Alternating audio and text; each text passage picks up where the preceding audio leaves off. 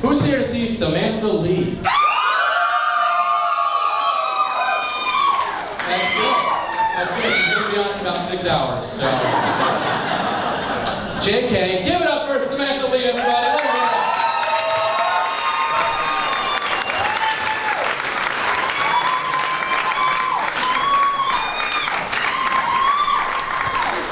Hi, it's loud as friends. Thanks, guys. Just keep laughing. Make it seem like I'm funny, okay? I'm Sam Lee, non-Asian. No, growing up with a name like Sam Lee, pretty much any time in my life when someone seen my name, read it off an email or got a phone message from me, and then met me in person, they're like really quick to let me know that they assumed that I would be Asian, and then they're really quick to let me know just how racist they are. Like freshman year of college, you know, you get your roommate's name and address. It's pretty much all you're given before you get there freshman year, and you're left to your own devices to figure out what you think your roommate's going to be like. So I get there freshman year, our parents, you know, leave us to get acquainted with one another, and we're unpacking and putting up my Ben Affleck from Armageddon poster. You know the one. Topless construction hat, denim, grease covered. Yeah, pretty good. So I'm putting up my poster, and my roommate turns to me and she's like, Sam, I gotta tell you, I totally thought you were gonna be Asian. Like, yeah, I know, I did that a lot. She's like, thank God! Whew, I thought you were gonna be so quiet and just be in your room studying all the time. It's gonna be a disaster. Like, oh, no, actually, it's Lee, as in, like, Robert E. Lee, General of the Confederate Army, so thank God you're not black.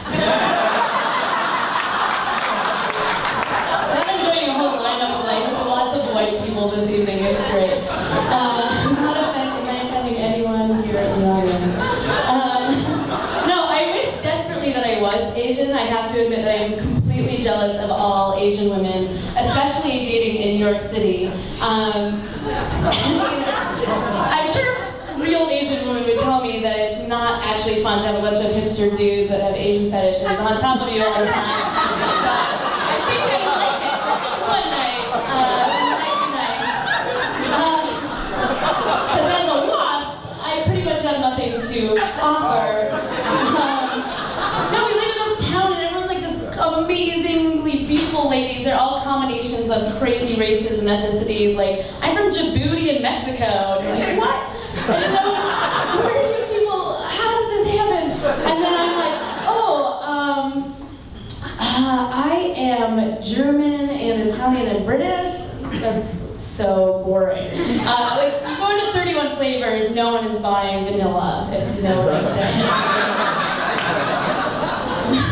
The one bit of me that I hang on to for some semblance of exoticism is the Italian blood. I think, oh, okay, that gives me like olive skin and dark features.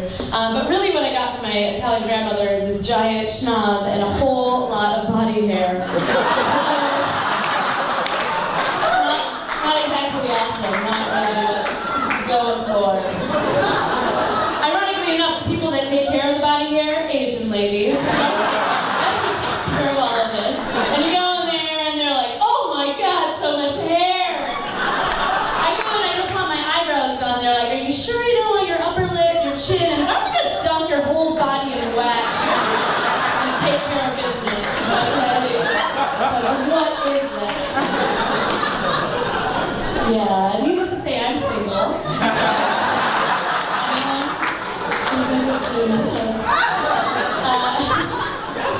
I was recently dating somebody for a month, but it didn't really work out. Happens in New York, fine. It was kind of doomed from the start because it was a long-distance relationship. I live in Brooklyn, and he lived on the Upper West Side. So, never happening. Way too far to travel on that 2 train. Yeah, but I realize it's really important every now and then as a single lady that lives by herself in New York. It's very important for me to date every now and then because it's like a reset button to get back to a normal standard of human hygiene. Yeah, like if I don't date for 6 months, I basically become a homeless person that just happens to live under our roof. Yeah, showers are very optional. Dirty clothes and dishes just stack right up. And, you know, a barrel of cheese balls is just a totally acceptable dinner.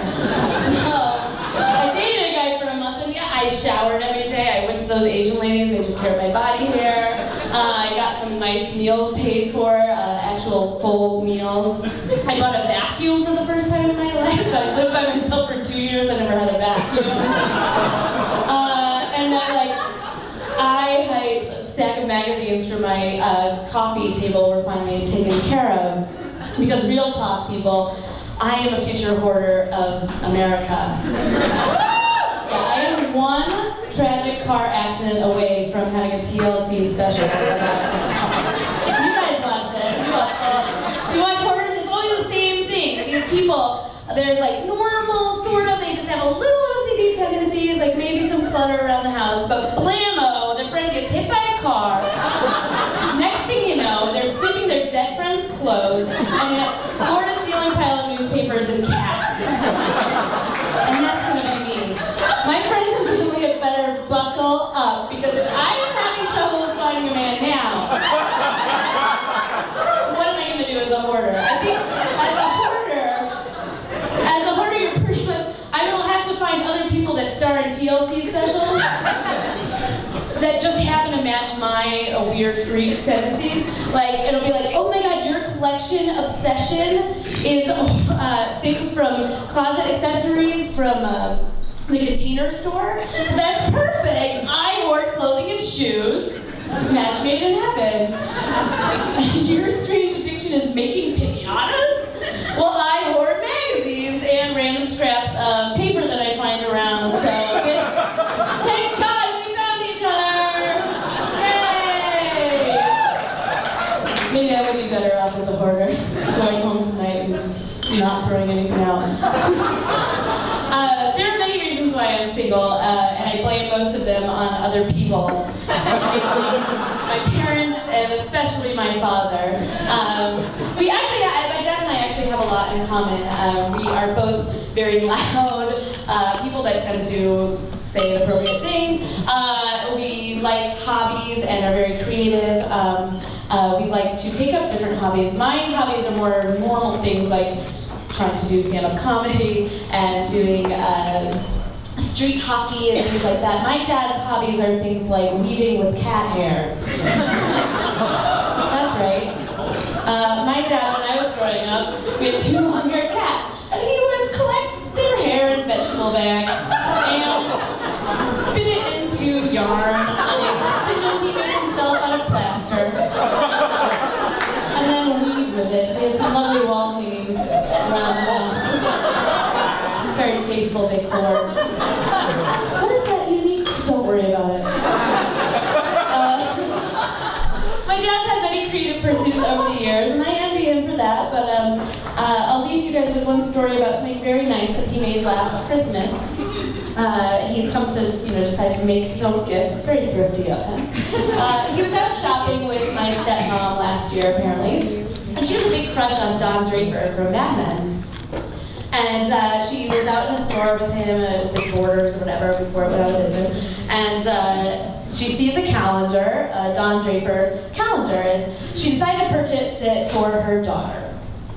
And she's kind of sad that she didn't have one for herself. She was a big crush on him. So my dad came home and he decided to just sneakily borrow that calendar to make her a calendar of her own. Seemingly nice idea. So he scanned every page of the Don Draper calendar into the computer.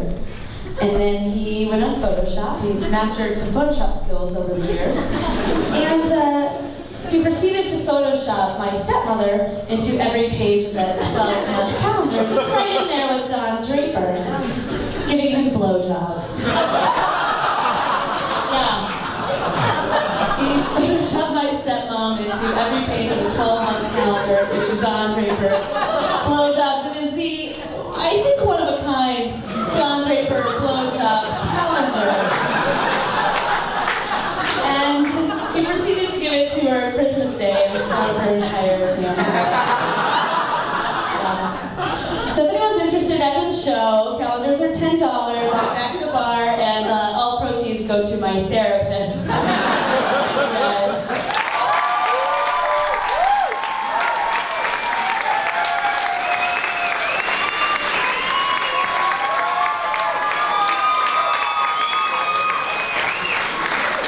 Great job, Samantha. Great job. Fantastic. I'd love to be a part of that family, wouldn't you? 'Tis the season. That'd be great. To see that calendar. Fantastic.